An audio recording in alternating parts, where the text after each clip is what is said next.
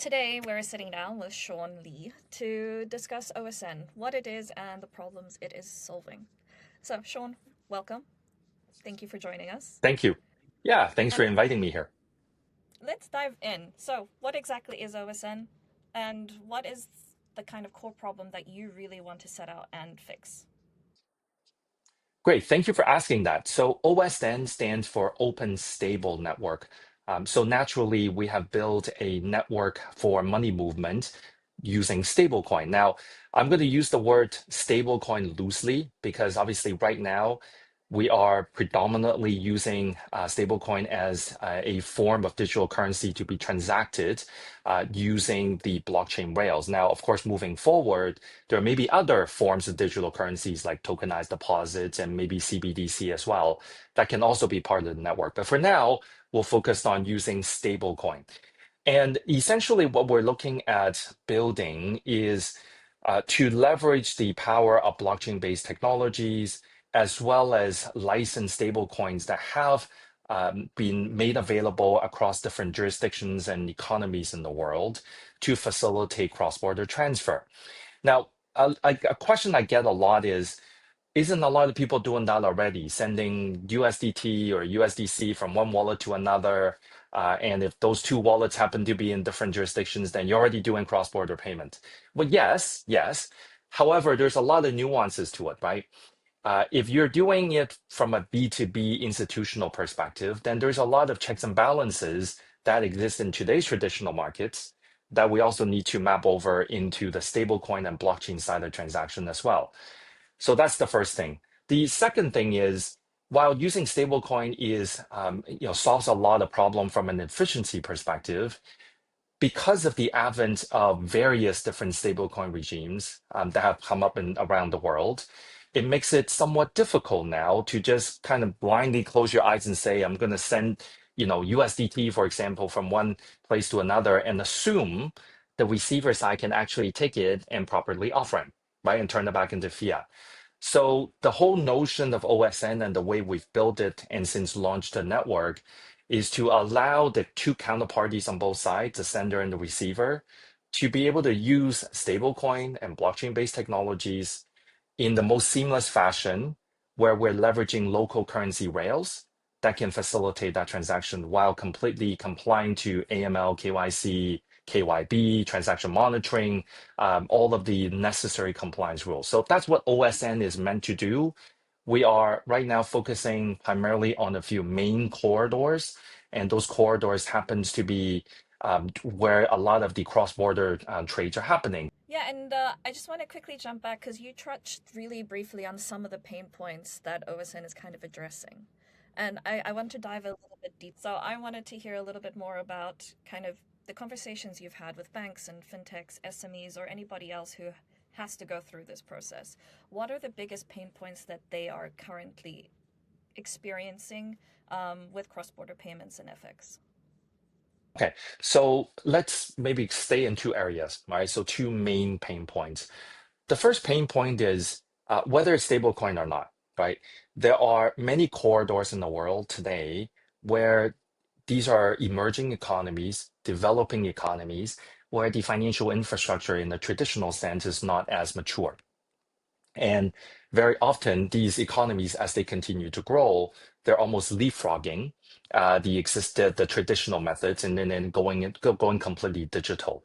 So the interesting aspect is that these emerging markets actually tend to be where there is significant growth in the trade flow rather than in the developed markets, because the developed markets are already there in the first place.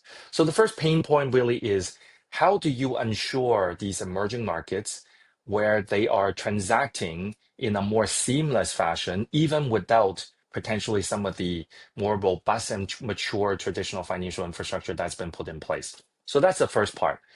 Then comes the second part. Because these emerging markets, they lack the traditional infrastructure, a lot of them are jumping on the bandwagon of blockchain-based finance and in stablecoin. Now, those of us that have kind of played with stablecoin and played with blockchain-based finance in general realize that the efficiency do happen, but there are many hops along the way to make it actually work. For example, if you're moving funds, I don't know where you were moving the funds from, but let's say you're moving funds from, I don't know, Malaysia, right? And Malaysia to the UAE. Let's just do that, right? Malaysia to the UAE. And what that means is the sender from Malaysia now needs to go find a place where they can take fiat, Malaysian ringgit, and find an on-ramp partner to either convert that into a local currency, Malaysian ringgit stablecoin, or may perhaps try to find USDC or USDT somewhere, right, from a service provider. So then they need to take that and put it into their own wallet. And then that wallet then needs to be sent to another wallet. And of course, you need to verify whether the wallet is even clean in the first place. So there's that. You send it on the other side. Now the receiver in the UAE now takes it and says, okay, well, if it's a Malaysian ringgit stablecoin, they don't know how to off-ramp it. If it's USDT, they got to go find an off-ramp partner. So while every step along the way, the steps are quite efficient, but when you bundle it all together, then all of a sudden, actually now you're introducing more complexity than even the traditional bank-to-bank transactions. So OSN was really designed to bring it all together, right? Take the efficiencies and the power and the cost factor on all of the different hubs and make it as seamless for the user as possible.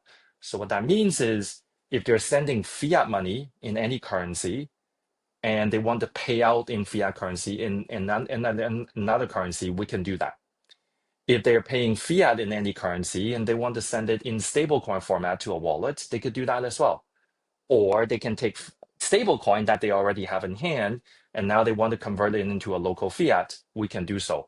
So essentially bringing that maximum flexibility towards the second pain point, which is, how do these emerging markets, have a seamless experience, but still take either fiat or stablecoin. So that's what we're really trying to solve, and it's been actually quite favorably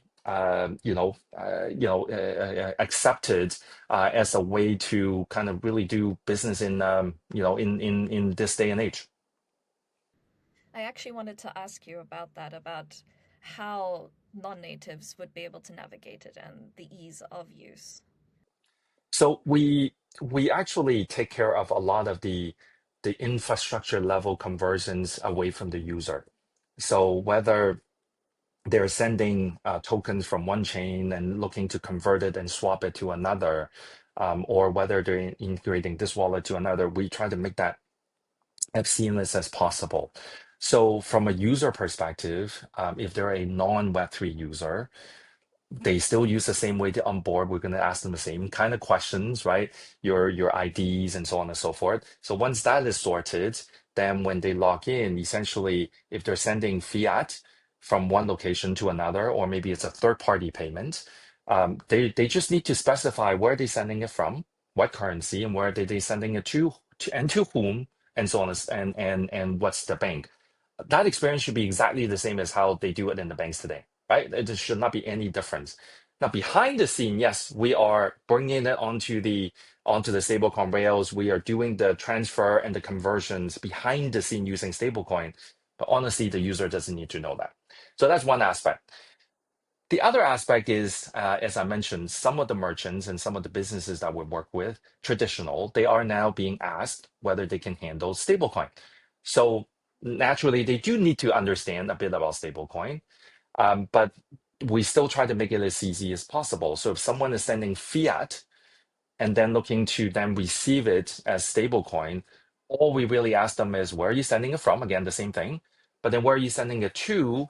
And we do at that point ask them, if you want to send, for example, the Malaysian ringgit that I made an example earlier, well, which chain do you want to send it on? Now, they do need to know that, right? We can't decide that on for them. The receiver needs to indicate that. So we do have an option at that point to indicate it, and so on. But it's more of a gradual uh, addition in terms of what the users need to know, rather than make it as native crypto as possible. Because I think we've gone through that phase and it hasn't really worked. It continues to be this group, this crypto native group that are like, hey, this is awesome, non-custodial, blah blah blah. But the rest of the industry finds it relatively difficult because it's so different than the traditional methods. So we're actually trying to map it back to the traditional methods as much as possible because that's where the billion users are. And now you mentioned briefly about the partners that you need to have in the various different countries that you are present Mhm. in. And so for stablecoin issuers who would potentially want to be partners with OSN, what does it actually look like to plug into the system and be part of the global infrastructure that you have? So the plugin part have two directions. So the first thing is when we onboard a local currency stablecoin issuer, what that means is we have a relationship with them that allow us to then mint and redeem directly. In some cases directly, in some cases indirectly. That depends on the local jurisdiction. But the network itself will have the ability to mint and redeem tokens, right? So that's one aspect. So that's going from the network to the issuer. The other side is then how do we essentially facilitate that the both the minting and redemption process and also the fees as it relates to it, because most jurisdictions require their issuers to KYC, especially on the redemption side, right? So minting and redemption side.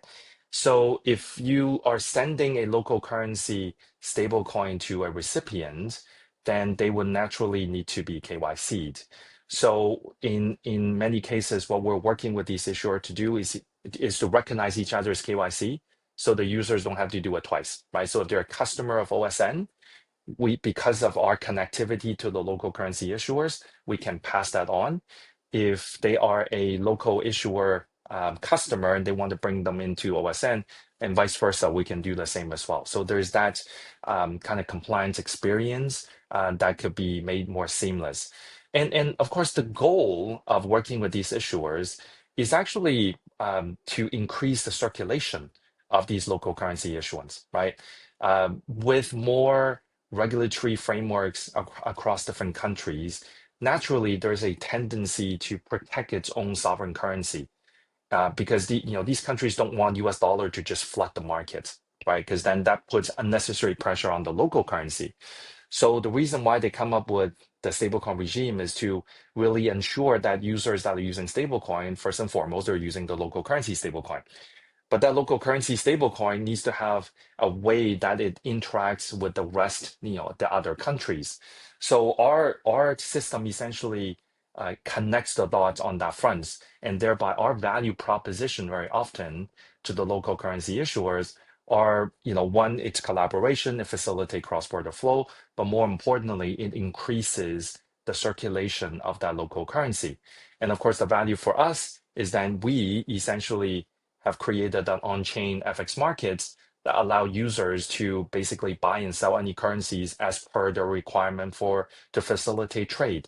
So it's really a win-win relationship on that front. And that's the type of conversations and agreement that we typically have with our local currency stablecoin issuers.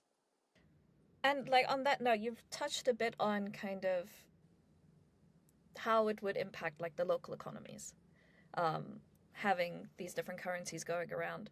Then how then does OSN and the engine that you have, how does it change kind of the economics and transparency of FX compared to traditional rails that we have? So that's a great question. Um, the first thing I need to mention is that you think about a stable coin, and by stable coin, I'm talking about fiat reference stable coin, not algorithmic stable coins and whatnot. So let's stay on, if it's a dollar here is a dollar here type of mapping. Yeah. So the main goal here is to ensure that that stablecoin is coming from a legitimate source. So we only work with issuers that have acquired the proper license in the local jurisdiction. So there's that recognition in terms of what they do. There's a reserve in the back and so on. So that's the first level of kind of transparency. And the second thing is these stable coins are essentially RWAs, right? Real world assets, because there's a actual dollar. It's just a digital representation of it. So it is an RWA. And as it comes to RWA, especially for currencies, there is an existing FX market out there.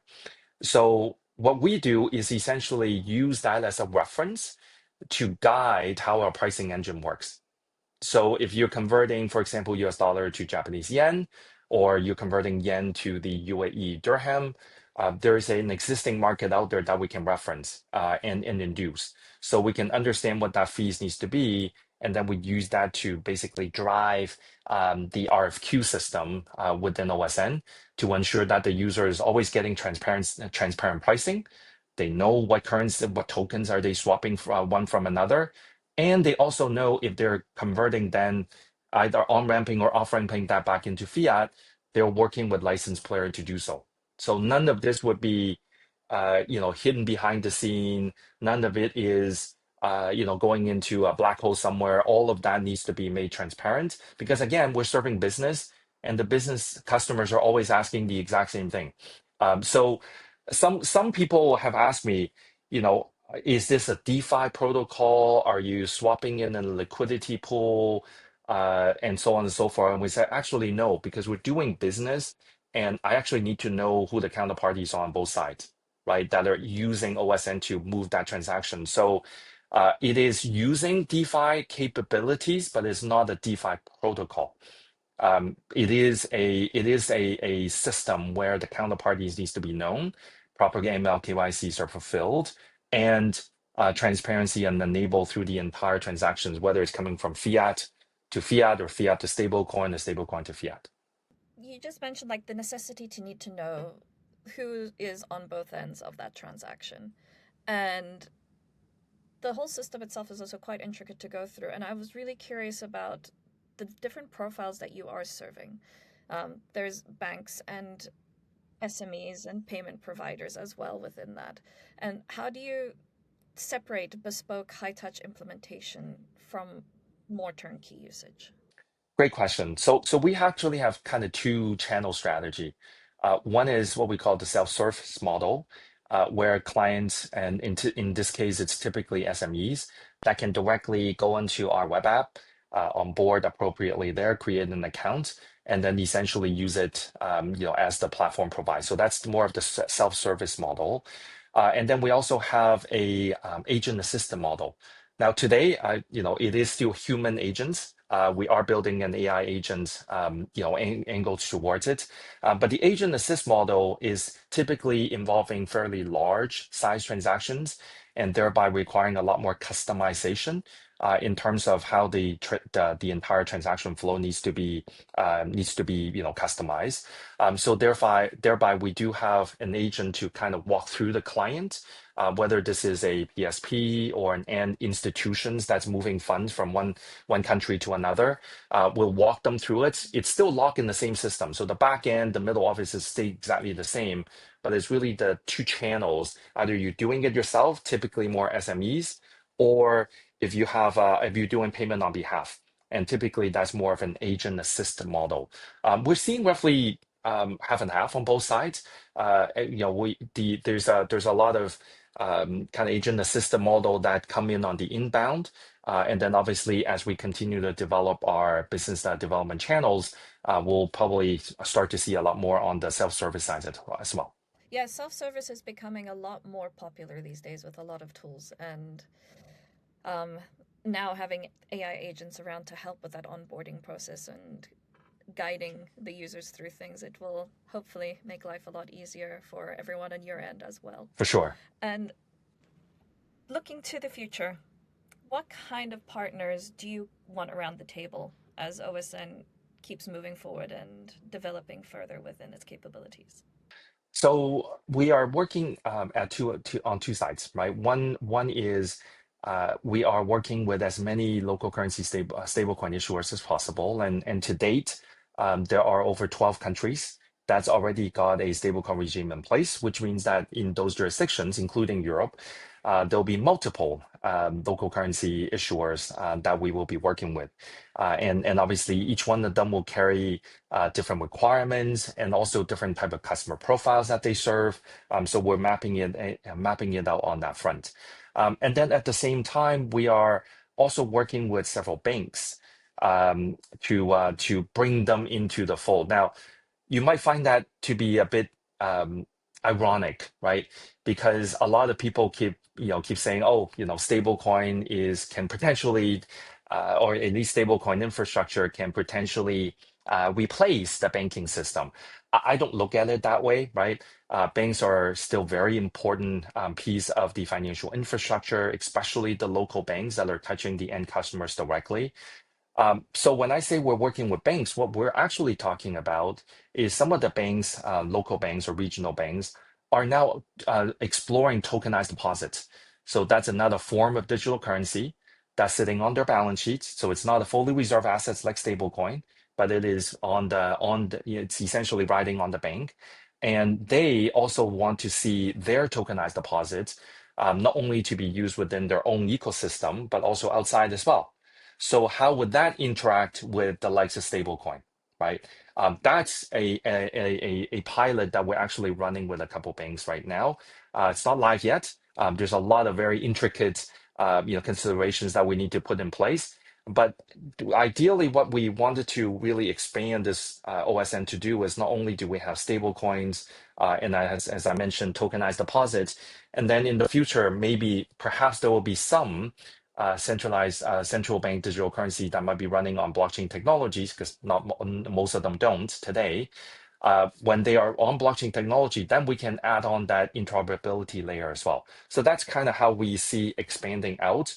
So regional coverage, currency coverage, and then also different format in terms of digital currency coverage. That's the go. That's our kind of scale up model in the medium to longer term. Well, how receptive are you seeing banks being to kind of this sort of collaboration? Um, the so it depends on where the bank is headquartered.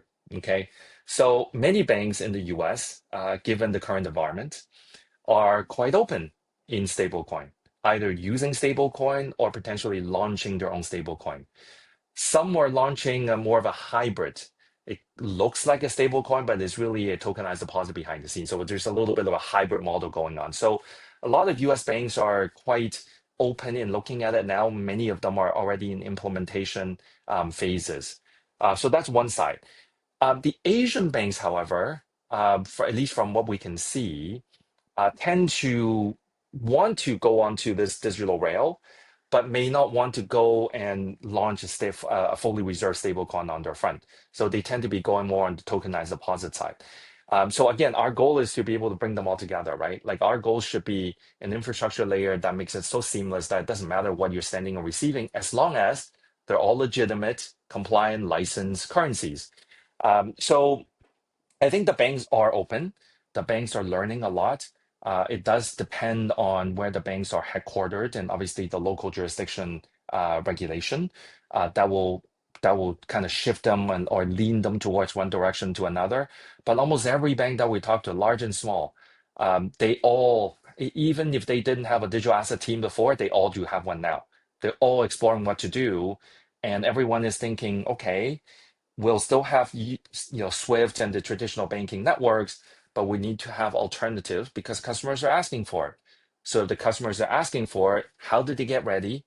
And what network do they plug in so that they can, very immediately expand the corridors to their clients to facilitate their business needs? Well, Sean, thank you so much for taking your time and thank you for sharing these incredible insights with me today. Thank you for having me here. Talk to you next time.